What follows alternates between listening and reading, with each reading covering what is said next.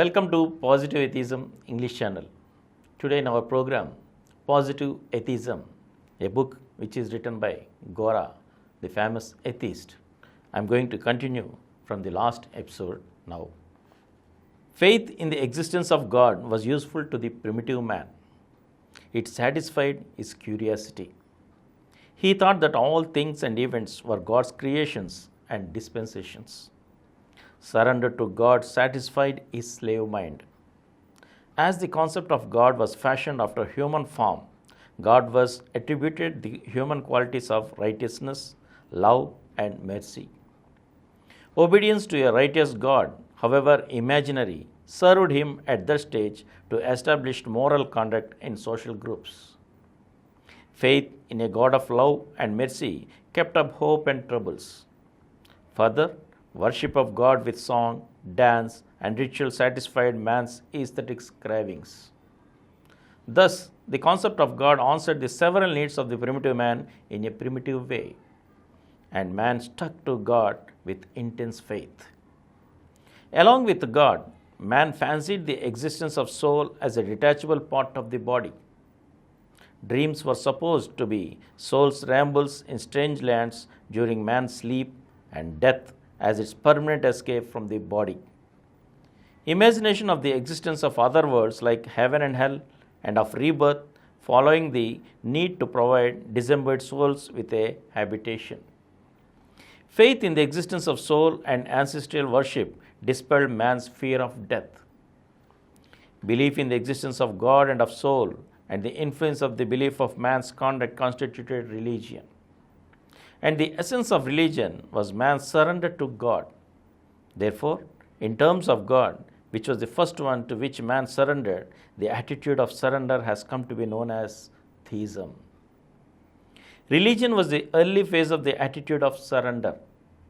Surrender absolved man of the sense of responsibility and afforded him the security and tranquility of a caged bird.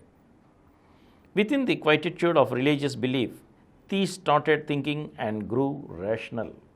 So, the analogical method of understanding yielded place to the advanced ways of causal logic and epistemological inquiry. Consequently, the concept of God gradually changed from the primitive fetish to a metaphysical notion of being and becoming. The noisy ritual, blood sacrifices, and ancestral worship of early religious belief were replaced by the silent meditation of later religion. However, intellectually, subtle religious understanding was spiritual inasmuch as the concepts of God, soul, otherworld, and afterlife were intangible. They were imaginary and not perceptible to the physical senses of sight, sound, taste, smell, and touch. Therefore, a further advance of rationalism carried theistic understanding from visionary spiritualism to concrete materialism. Materialism is irreligious because it rejects the notions of God, soul, other worlds, and afterlife for not being perceptible to the physical senses.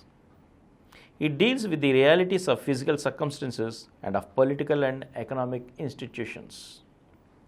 Out of the materialistic understanding of the world arose notions of natural laws like evolutionary process, dialectical development, geographical conditioning, genetic constitution, and historical necessity.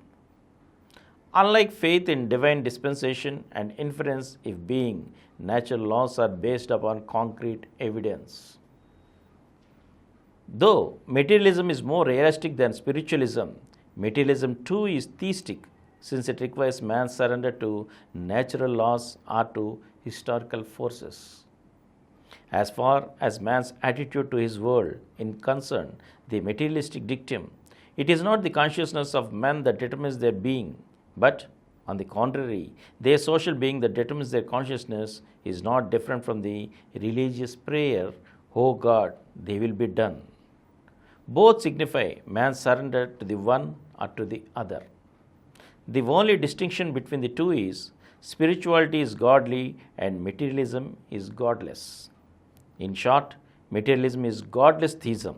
Therefore, Theism is not so much the belief in the existence of God as man's subordination to something regarded superior to him. It is man's attitude of surrender to this world, whether it is understood spiritually or materialistically. But surrender is incompatible with real living. Surrender loses initiative and breeds passivity, whereas living needs activity.